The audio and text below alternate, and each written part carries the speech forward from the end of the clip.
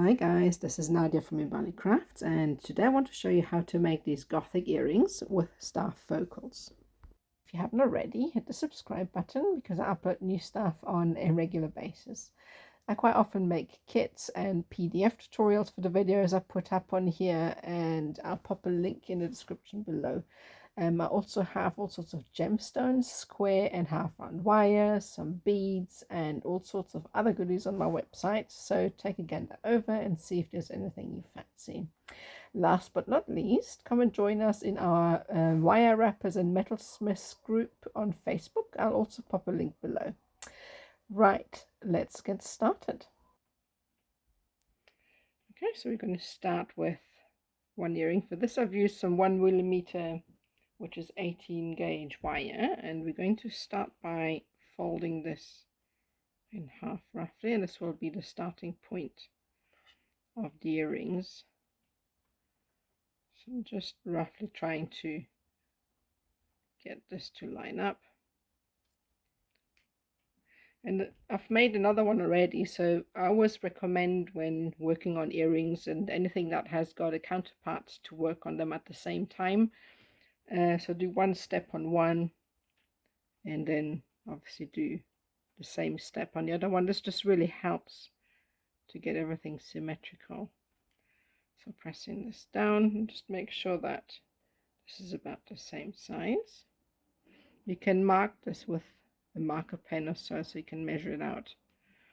Maybe a good idea to do this. So I've got my wires here.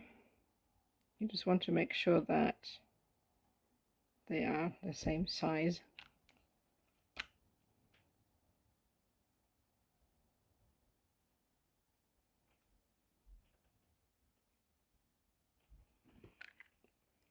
So I've got this, and then just going to use that mark to bend the wire outwards.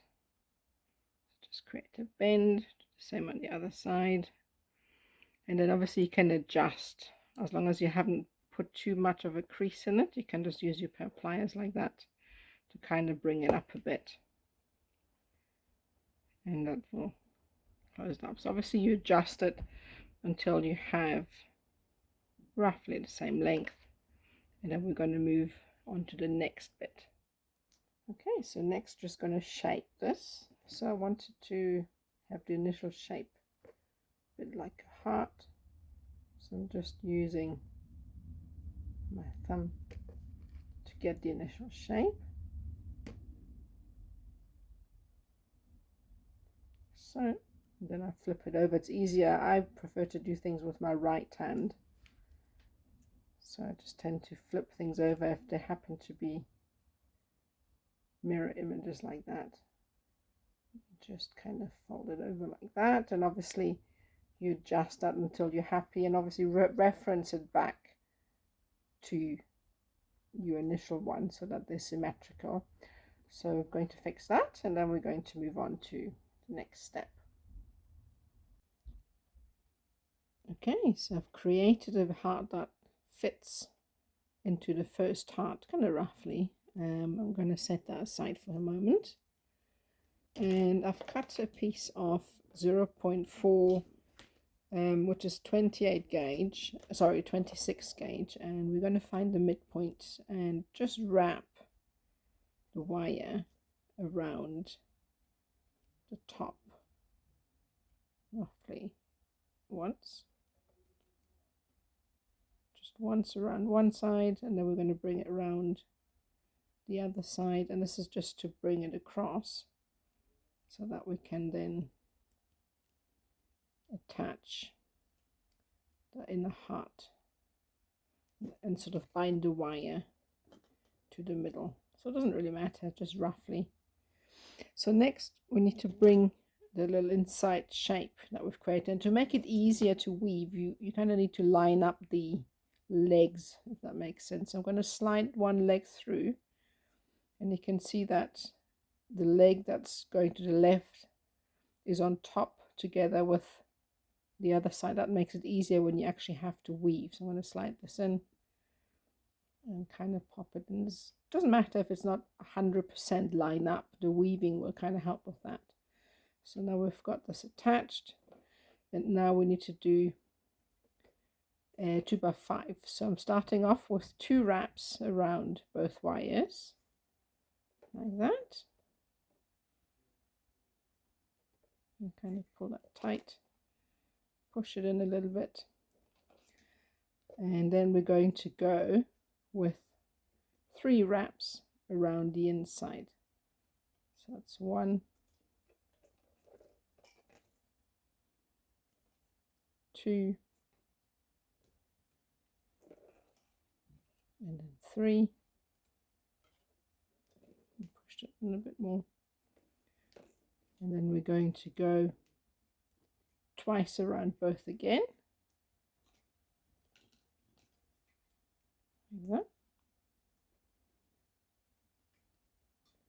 And then again 3 times around the inner wire. I quite often tend to push my weaves together like that as I work, and then you can adjust the wire to suit. Now that it's anchored, it's much easier to actually adjust and just attach it on the other side as well, so that when you're working they're equal. So I'm going to go across and do the same that I've done here and start maybe 2 or 3 weaves just to anchor this on the other side as well. And then we're just going to continue until we get to the bottom.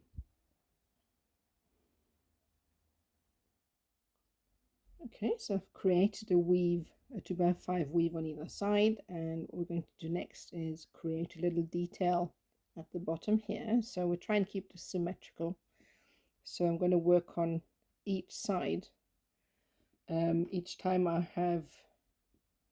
going to switch sides each time I've created something. So I'm going to take the first wire here, and I'm just going to gently bend it backwards, like so. And I'm going to do the same with the inside wire. So I'm going to try and lay that wire on the inside of the first one like that, and create like a sort of wave effect. And we're going to be doing the same on the other side. So obviously adjust it until you're happy with the shape and the size. You may want it smaller or larger. Just make sure that both sides are symmetrical. Right, so I've done the flourishes all the same on each side, and now we're going to be taking the uppermost wire. We're going to be feeding it through the middle. We'll kind of create a flourish around the weave like so, and then bring it up like that. We're going to be doing the same with the second wire, like so. And we're just going to make it follow the first wire and lay it underneath like that. So obviously you decide how big you want this flourish to be. You can make it larger, smaller, entirely up to you how much of a detail you want there. I just always make sure that now I've done one side, I'm going to go on and do the same on the other side. And for me personally, that works out best because I can just make sure that everything turns out symmetrical. Okay, so I'm going to go and do the other side. Okay, so I did them as symmetrical as I possibly could, and we're just going to create some more detail working our way up. So I think I quite like to maybe create a swirl here. So I'm going to use that wire here and make it as small as I can, like that, and then maybe follow through with the other wire, kind of going around like that, and obviously adjust it again and do the same on the other side, and also work on the other earring at the same time. So I've got these symmetrical as much as possible, and I think I'm just going to take just one wire through here and then kind of bring it up like so. Just arrange it a little bit. And we're going to be following with this wire as well, maybe a little bit more. And then this wire as well. So this is a pretty organic design. I'm just showing all the steps on how I've done it. Obviously you can do it whichever way you want. So this is just how I like to arrange it, and we're going to be doing the same on the other side and also on the other earring. Alright, so next we're going to bring this one wire around here, like so, kind of at a nice angle, and we are going to bring the wire from the back also around, make a little swirl, and we are going to trim this wire off. So you can cut it a little bit longer than you need it to be, because obviously you test out how much or how big a swirl you want. And I always tend to thin out the tip of my wire by squeezing with the round nose pliers, and at the same time as I squeeze, I rotate as well, as that really helps me to get a nice fine tip. And then I kind of adjust it, and I'm going to lay this across, and then I'm going to fold this around. I kind of use the weaves to count, so I've got 17 weaves on each side, and for each sort of instance, to keep it symmetrical, I kind of count how many weaves I have gone up. For instance, this is about 7 weaves from the end, and I'm going to count 7 weaves from the other side. This kind of helps me with the symmetry a little bit. It's just something that I do with with things like that. Anything that helps to keep it symmetrical. Okay, so I'm going to adjust this, and I'm going to be doing the same on the other side, and then we're going to do the last sort of swirly bit on the top. Okay, so I've done both sides, and then last I'm just going to continue with one wire, bring it round, and I'm just going to create a tiny swirl, sort of detailed swirl at the top, and I'm going to trim it off and obviously arrange it whichever way I want. And remember, again, trim it off where make a little bit longer so that you have, you know, some play with it. You can place it wherever you like. So I'm just going to arrange it, obviously repeat on the other side, and then that is the detail done for these earrings. Okay, so now we've done everything as symmetrically as possible. I've done the other earring as well, and I quite like to actually bring out the hanger a little bit more, so I'm going to hammer that. The way I do it is I hammer the back. Obviously if you want texture at the front, you can hammer from the front.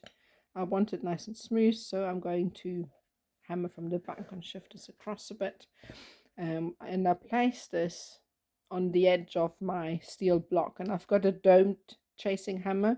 You get these as well with a sort of a flat surface rather than a dome. I don't really like these because when you hammer and the edge hits the wire, it kind of puts a mark on them, so I like to use the domed one. And the way I hammer is you don't need to use much force, just very gently hammer, and I always pull the hammer into the direction I want the wire to expand into, and very gently, and I work my way around. I never stay on one area too closely, so I'm going to hammer.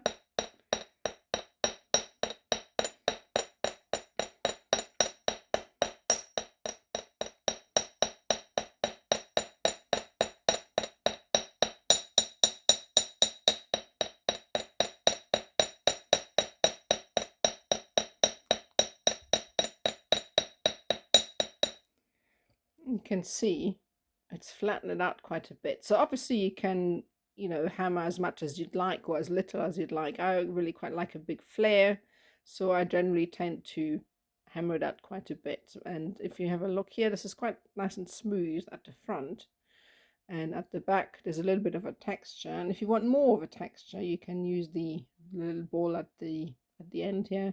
Just be careful when you're hitting the edges, it will flatten out the edge and then it will give you like an uneven sort of serrated edge, so be careful when you're using the sort of smaller side of the hammer. Okay, so just hammer this out as much as you like, and obviously do the same to the other earring, and then that's part done for now. Okay, so flatten this out a bit, and then there will always be a little bit of sort of uneven edges around where you hammered, and then I always like to kind of come in with a jeweler's file, and you can just kind of smooth out around the edges. You get these round files as well, needle files that go on the inside, little round files, so you can get perfectly smooth surface, and obviously give it a nice polish. I've made a polishing video for that as well. I'll pop a link in the description below. And then obviously, as I said earlier, you can hammer this out some more if you wanted to, or you can leave it as is, as it was before. So this is the accent that I'm going to put into the center. So I've made a video on how to make these star earrings, and I'll pop a link to that video into the description. Obviously, if you don't want to add this kind of setting, you can use just a simple bead on a head pin or so, and you can attach it to the little loop inside the heart, so you don't have to make this. So pop these in your liver of sulfur, get them nice and darken up, and the next step is to polish them. I usually only add my beads after I've done the oxidization, because the beads are hard to polish, so I like to get these black and polished up first, and then I'm going to add accent stones and the beads. Next step is to polish these up.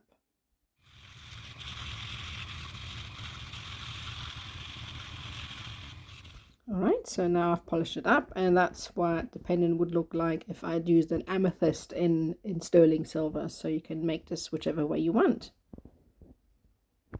Okay, so I've polished this up, and now we can add an accent stone to the bottom here, and you can do whatever you like in that regard. You can add a drop bead. I was thinking maybe putting a pearl or something like that. But actually I think I'm going to go with this black spinel, and for that is the reason why I haven't cut off the weaving wire, because I'm always reusing these wires. And so I'm going to slide this through, and I'm going to use the wire to actually attach